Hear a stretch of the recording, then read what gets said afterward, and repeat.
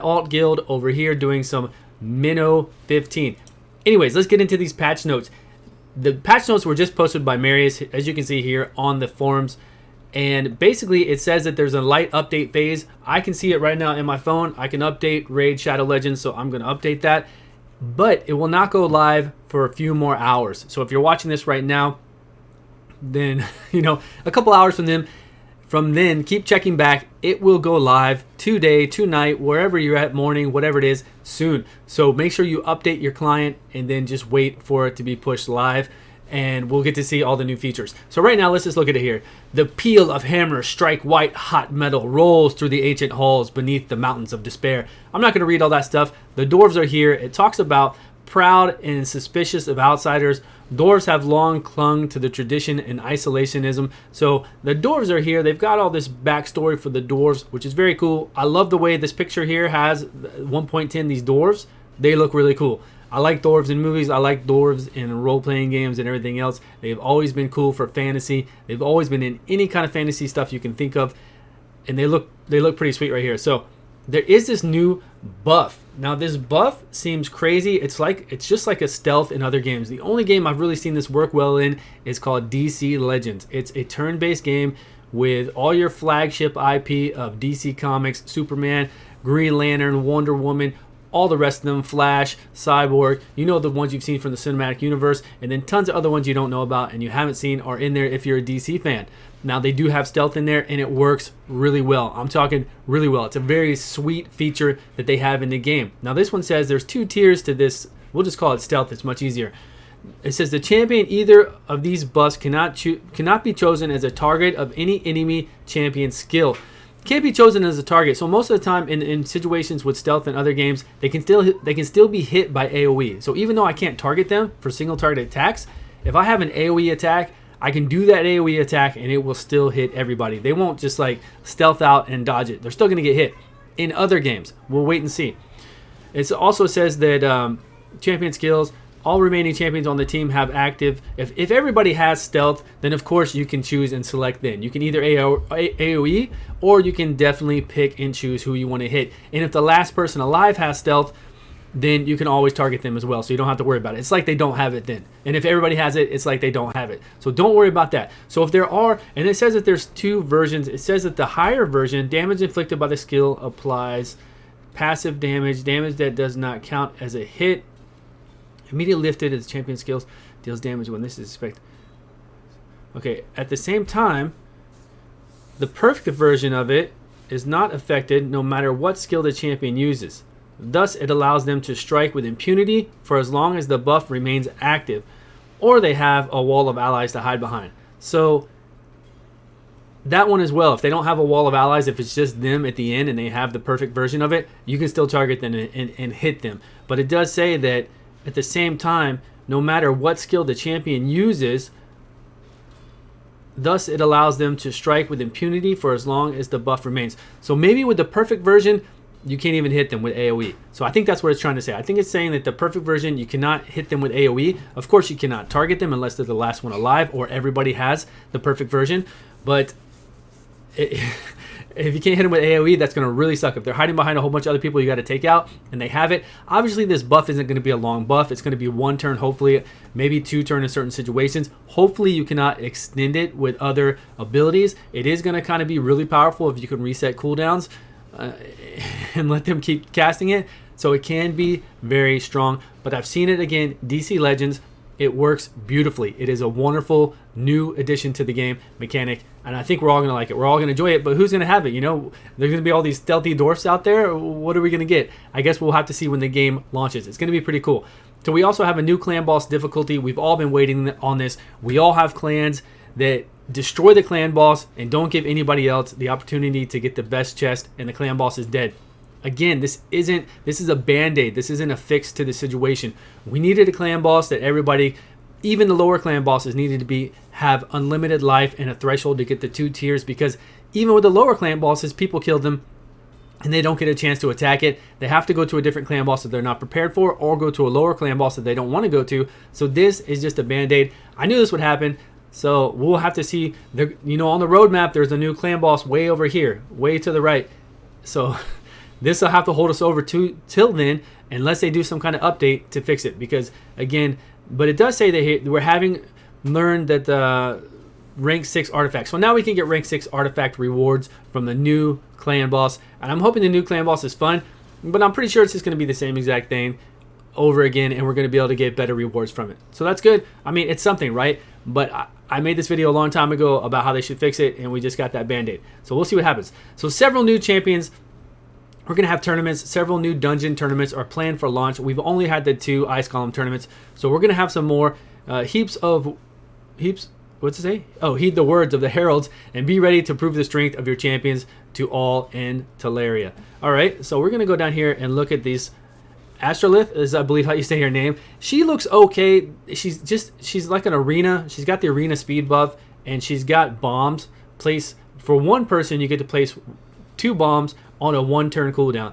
So, you know, Lord Shazar can do an AoE crit. If he crits, he'll do 2 bombs on everybody with a 1-turn cooldown if he crits. So she only does it to one person. The way Arena is right now, she's not going to be that good still. Attack. This turn meter fill up is very good. Fills the turn meter of a random ally.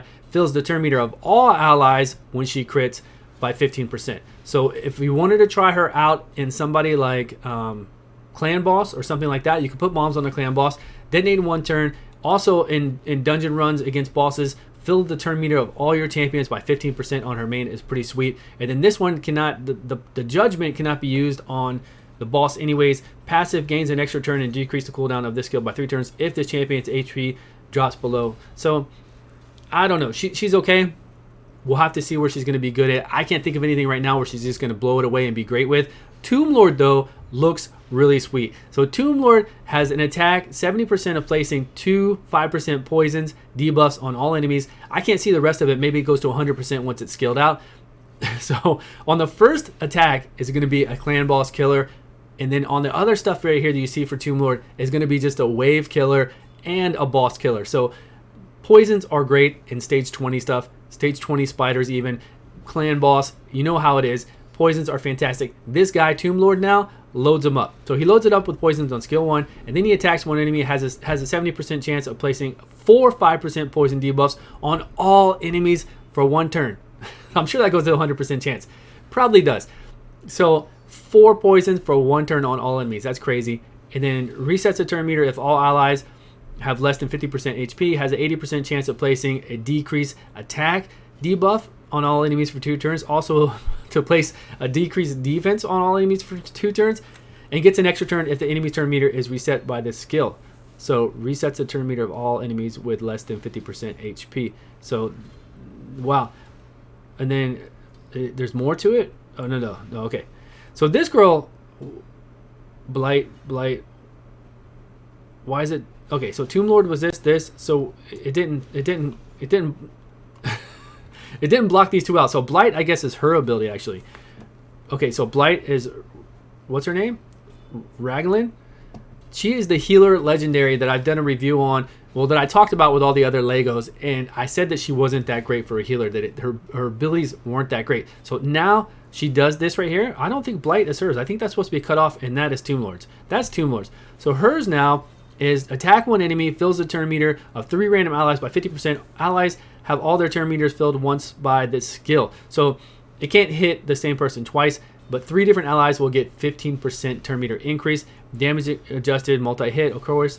And then this cooldown, the 4-turn cooldown on Mercy for the healing is awesome. And Miracle decreased the cooldown decreased to 3 turns. It used to be 7 or something like that. It resurrects somebody and maybe gives them an extra turn meter. I don't remember right now. I'd have to get in there and look. But this person just got crazy better for healing and for resurrecting and keeping your people alive. So we'll have to see about this person. Dracomorph, attack 1, increase damage by 10% for each debuff.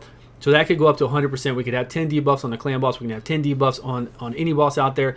Will attack a random enemy with any surplus damage if the target is killed. Damage inflicted is equal to triple the surplus damage. So if somebody is down to like 5% life, 1% life, and you hit them super hard, the surplus damage will go on to somebody else and it would be tripled. So it could be really crazy in arena or PvP or even waves if somebody was down low and you killed them. So that's always fun.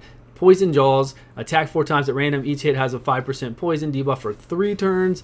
And then we have the Baleful Eye. It does the weakening and decreased defense of all enemies for 2 turns. Wow.